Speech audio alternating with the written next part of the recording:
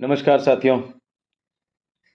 Bengal elections का जो predictions है वो हर चैनल कह रहा है बीजेपी आएगी, बीजेपी आएगी, बीजेपी आएगी, लेकिन फैक्टर्स एंड फैक्ट्स पे कोई बात नहीं करते हैं।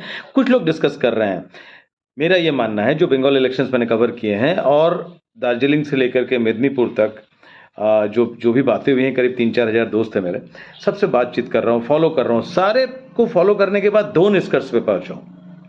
पहला ये कि ये जो इलेक्शन है, ये इलेक्शन एक असंतोष का इलेक्शन था, एक रिजेंटमेंट का इलेक्शन था। और रिजेंटमेंट भी ऐसा कि महिलाएं कतार में लाइन में खड़ी थी सुबह से।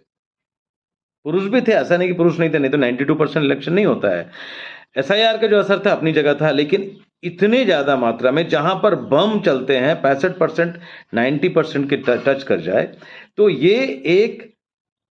ये होता है कि लोगों में रिसेंटमेंट था। किस चीज का?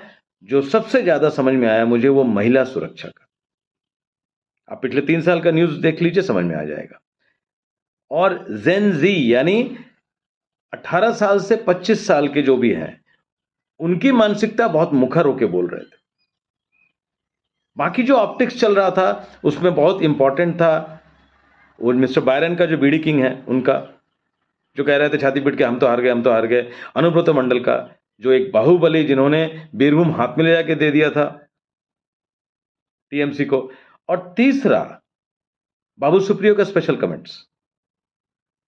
चौथा, जो भी लोग बात कर रहे थे बड़ा थमक के, कोई कुछ नहीं बोल रहा है, बहुत असहज भाव है। क्योंकि जब फॉर में कोई होता है ना, धड़ल्ले से बोलता है। जब नहीं बोलता है, समझ जाइए कि अंडर करंट है। और मेरा मानना है कि ये जो वोटिंग परसेंटेज मैसिवली ऊपर जाएगा बीजेपी का, और अच्छे हद तक कम के आएगा टीएमसी का। क्या होगा यदि वोटिंग परसेंटेज बराबर बराबर हो गया, 44-45, बीजेपी 44, टीएमसी 45, तो भी बीजेपी के नंबर्स काफी ज्यादा आ जाएंगे। ये मेरा मानना है, क्योंकि मैं अंक गणित जोड़ के बोल रहा हूं। अंक गणित ये कहता है, जो स्प्रेड ओवर है बीजेपी कॉन्स्टिट्यूंसी सीट्स का, वो 3,000 से 15,000 वोट का है, विनिंग एंड लूजिंग मार्जिन।